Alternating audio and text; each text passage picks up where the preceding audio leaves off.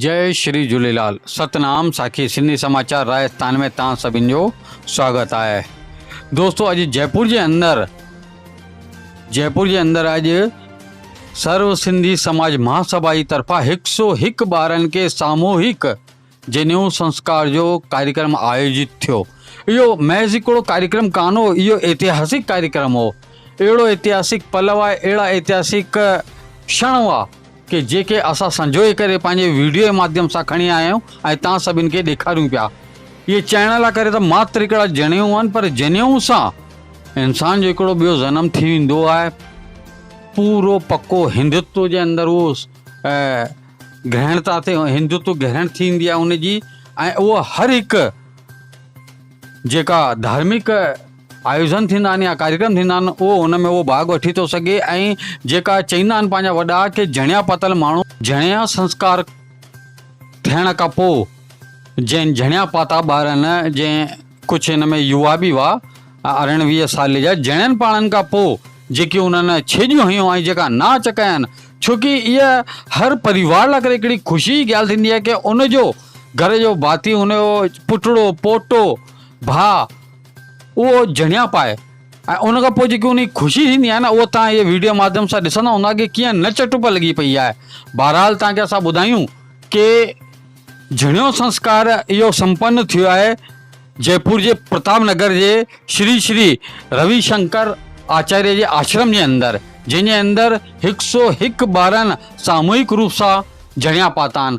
दोस्तो, कई अहिड़ा परिवार थींदा आहिनि जेके कंहिं मजबूरियुनि जे कारण पंहिंजे औलाद खे जणियो न पाराए सघंदा आहिनि, छोकी उन जा ख़र्च कुझु वॾा थींदा आहिनि ऐं विधि विधान बि थींदो आहे।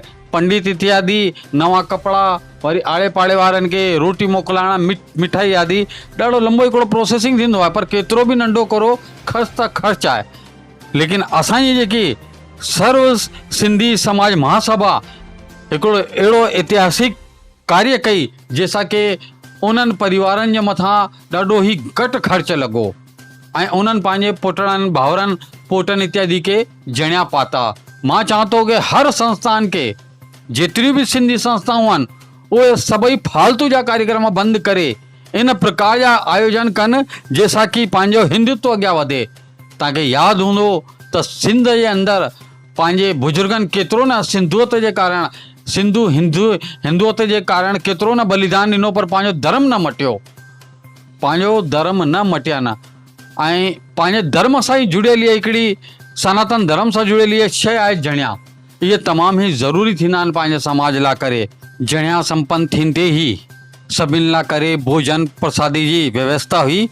जेतिरा बि माण्हू आया, लॻभॻि अगरि भीड़ जी ॻाल्हि कजे त 1000 माण्हुनि खां वधीक हुई भीड़, माना लॻभॻि 1500 खां पार इहा भीड़ नज़र आई पए, छोकी हर हिकु ॿार सां गॾु उन जा घर वारा, मिट माइट, रिश्तेदार बि हुआ ऐं सभिनि खे रोटी हुते उपलब्ध कराई वई।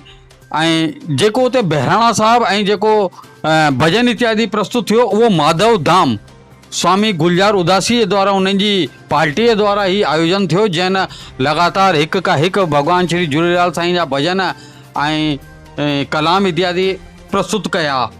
ऐं जे अगरि ॻाल्हि करूं असां उते जे नेताउनि जी, त उते जा चाहे बीजेपी जा नेता ॻाल्हि करो, चाहे तव्हां कांग्रेस जा, सभिनि अची करे पंहिंजा पेर भरिया हुआ। कई पार्षद ऐं सिंधियुनि जा बि कई नंढा वॾा नेता शामिल थिया हिन प्रोग्राम में अची करे ऐं सभिनी ॿारनि खे पंहिंजो शुभ आशीर्वाद प्रदान कया।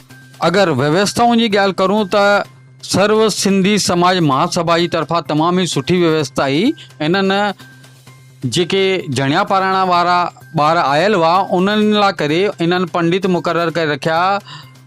महिराज स्वामी जो नालो आहे त्रिलोक चंद शर्मा। जी हा, इहे पंहिंजी समस्त टीम खे वठी करे ॾाढे वॾे हवन कुंड जे समक्ष इन्हनि सभिनी ॿारनि खे जणिया पाराया आहिनि। केॾी महिल 5 ॿार, केॾी महिल 10 ॿार, त केॾी महिल 15 ॿार, सभिनि खे लगातार कंटिन्यू जणिया पाराईंदा रहिया। ऐं इन्हनि महाराजनि जी अगरि ॻाल्हि करूं त महाराज स्वामी पंहिंजे कार्य में बिल्कुलु निपुण आहिनि। विधि विधान सां गॾु, मंत्रो उच्चारण सां गॾु सभिनि खे इन्हनि जणिया पाराया। ऐं ॻाल्हि करूं रोटीअ जी, त रोटीअ जी व्यवस्था ते बि सर्व सिंधी समाज महासभा जी पूरी टीम भी ठल हुई ऐं बहिराणे साहिब जी तरफ़ भी इन्हनि जी पूरी टीम मुक़ररु हुई। अर्थात केर बि किथां बि को इहो नथो चई सघे कंहिं प्रकार जी असांखे को असुविधा आई।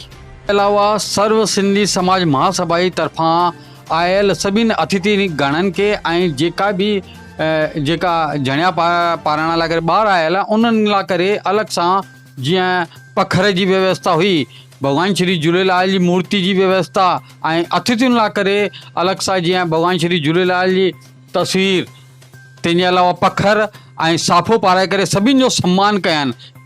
सभिनि आयल अतिथियुनि जो सभिनि जो सम्मान कयनि। इन्हनि सामूहिक जणे संस्कार लाइ करे असां सर्व सिंधी समाज महासभा के समस्त टीम के असां साधुवाद था ॾियूं कि हुननि हिकिड़ो ऐतिहासिक कार्य कयो आहे ऐं अॻिते लाइ करे बि असां उन्हनि खे चईंदासीं कि अहिड़ा ऐतिहासिक कार्य सदाईं उहे कंदा रहनि ऐं समाज खे अॻियां वधाईंदा रहनि। ऐं जेकी संस्थाऊं रुगो दिखावो थी कनि उन्हनि लाइ करे इहो ॾाढो वॾो हिकिड़ो अहिड़ो नज़ारो आहे जेके ॾिसनि ऐं सिखनि कि समाज लाइ करे धरातल ते रही करे कीअं कार्य थींदो आहे, कीअं हिक ॿिए जी मदद थींदी आहे, कीअं पंहिंजे जेका ज़रूरतमंद माण्हू आहिनि कीअं उन्हनि खे खणिबो आहे हिक ॿिए खे आपसरी में। त दोस्तो असां सिंधी समाचार राजस्थान जी तरफ़ां आयल अतिथियुनि खे ऐं समस्त टीम के बार बार साधुवाद था करियूं ऐं हिन ऐतिहासिक पल लाइ करे सभिनि खे धन्यवाद था ॾियूं। जय श्री झूलेलाल, सतनाम साखी।